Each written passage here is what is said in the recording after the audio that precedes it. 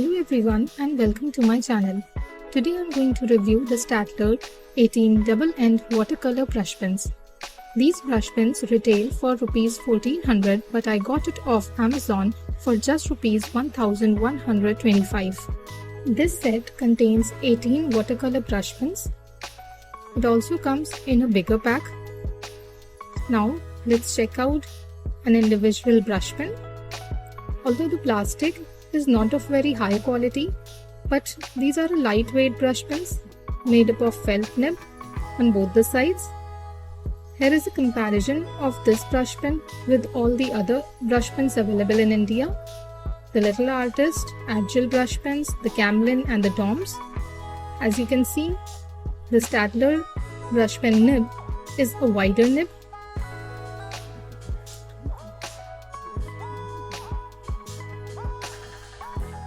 These brush pens are present inside a tray which provides for easy accessibility. Now let's do a swatch of these brush pens. As you can see, the thinner side of the felt nib also acts like a brush pen, although it is stiff. If you apply some amount of pressure on the thin nib, you can easily get thin and thick upstrokes and downstrokes.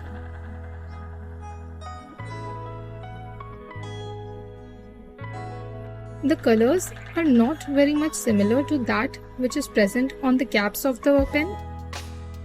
The light blue color and the light green color are not very pigmented also. See, now these brush pens have a hard felt nib, so you have to apply a little more pressure than the regular brush pens, and due to this feature I think it is more suitable for beginners.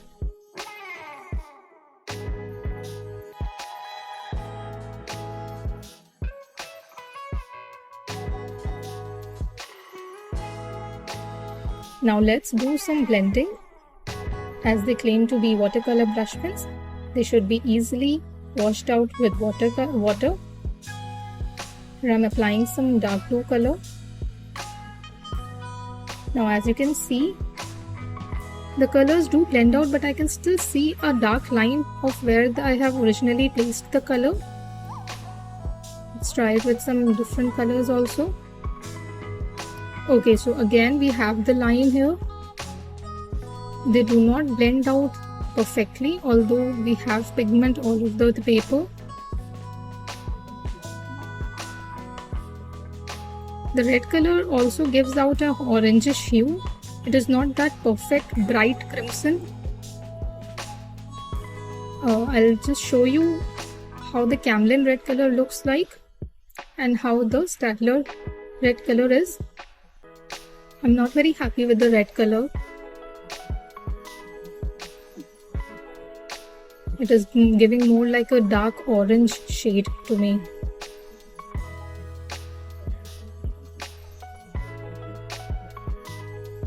Now let's try to blend two different colors. See, although these pens claim to be watercolor brush pens, but I still think there is a need of improvement.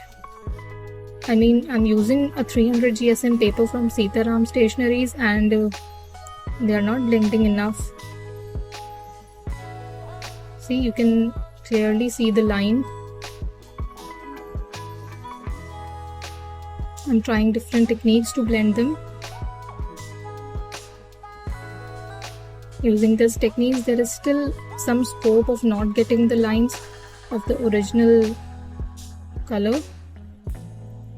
Let's try to blend it using the plastic sheet. I feel this is the best method to blend. At least you won't get those lines. Now let's see if the tip-to-tip blending works with these brush pens. I've tried pushing the purple color over the blue color.